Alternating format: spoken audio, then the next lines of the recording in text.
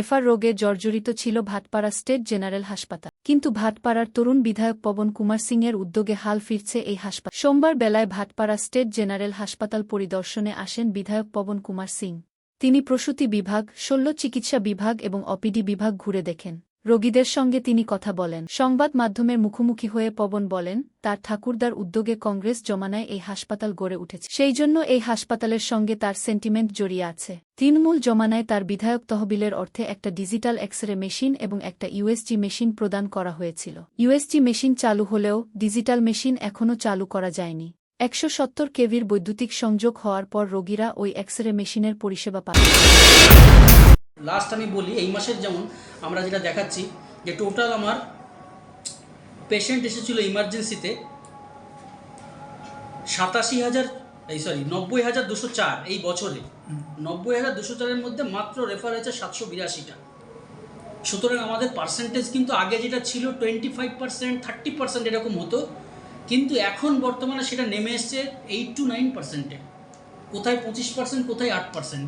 এটার credit fully goes to the doctors, আমাদের স্যারকে এবং অন্যান্য যারা সত্যি সত্যি হসপিটালের উন্নতির জন্য কিছু করবেন ভেবে কাজটা করছেন। সত্যি সত্যি বলছি, এই সার্ভিসগুলো আমরা যদি চালিয়ে যেতে পারি, এই 8%টাকেও আমরা কমিয়ে 2 to 3% আনার চেষ্টা করব। এটার জন্য আমরা উদ্যোগী হওয়ার চেষ্টা করব। লাস্ট আমি বলি, এই মাসের যেমন আমরা যেটা দেখাচ্ছি যে টোটাল আমার পেশেন্ট এসেছিল ইমার্জেন্সিতে 90,204 এই বছরে। 90,204-এর মধ্যে মাত্র রেফার হয়েছে 782টা। সুতরাং আমাদের পার্সেন্টেজ কিন্তু আগে যেটা ছিল 25%, 30% এরকম হতো, কিন্তু এখন বর্তমানে সেটা নেমে এসছে 8 to 9%-এ। কোথায় 25%, কোথায় 8%। এটার credit fully goes to the doctors, আমাদের স্যারকে এবং অন্যান্য যারা সত্যি সত্যি হসপিটালের উন্নতির জন্য কিছু করবেন ভেবে কাজটা করছেন। সত্যি সত্যি বলছি, এই সার্ভিসগুলো আমরা যদি চালিয়ে যেতে পারি, এই 8%টাকেও আমরা কমিয়ে 2 to 3% আনার চেষ্টা করব। এটার জন্য আমরা উদ্যোগী হওয়ার চেষ্টা করব।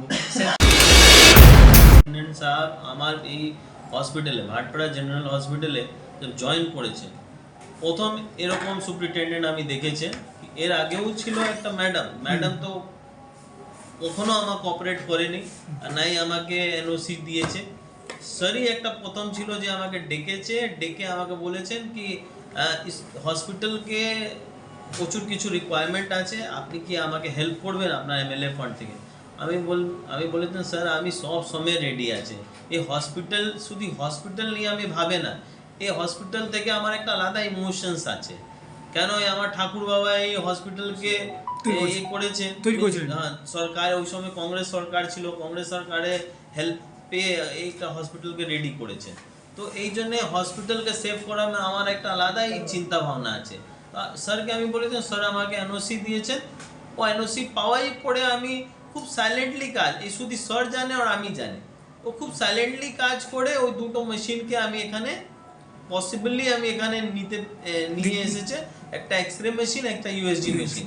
এক্স-রে ইউএসজি মেশিন তো চালু হয়ে গেছে, কেন ওর জন্য তো একটা আলাদা ইলেকট্রিসিটি এইসব লাগবে না। লেকিন এক্স-রে মেশিন জন্য প্রচুর সমস্যা আমি ফেস করেছি। এই 2 বছর, এখন 2.5 বছর উপরে চলে গেছে, এখনও মেশিন রাখা আছে। সরকার থাকতো তো এত সময় লাগতো না আমার, এখন আমার সরকার এসে গেছে, তো আপনি নিজেই দেখছেন পারফরমেন্স কি আছে। এই 2 মাস আগে যা মিটিং হয়েছে, যেখানে সরও ছিল, আমিও ছিল, এসডিও সরও ছিল, আর প্রচুর লোক ছিল এখানে, ডক্টরও সব ছিল। তো এই মিটিংয়ের মধ্যে যা যা ডিসিশন নেওয়া হয়েছে, এই ডিসিশনের মধ্যে প্রচুর কাজ হয়ে গেছে, এখনও কিছু কাজ বাকি আছে, ওই কাজও আমি 1-2 মাসের মধ্যে কমপ্লিট করে দেবে। আমার সরকারের হেল্প, আমার সাপোর্ট আর বাকি ডক্টরের সাপোর্ট, সবাই সাপোর্ট। দেখুন, একটা কাজ করতে সবার সাপোর্ট লাগে, সবার কোঅপারেশন লাগে, সবার এক জায়গা হয়ে একটা পজিটিভ নিয়ে কাজ করবে, তো সব কাজ পসিবল আছে। তো আমি যেরকম এক কাজ হয়েছে, আমি বলবো না কি আমি করেছি, আমি বলছি আমার সরকার আর আমার ডক্টর অ্যাসোসিয়েশন আর আমার যত লোক আছে যে এই হসপিটালকে ভালোবাসে, এই সবার কন্ট্রিবিউশন আছে এই কাজকে ফুলফিল করার জন্য।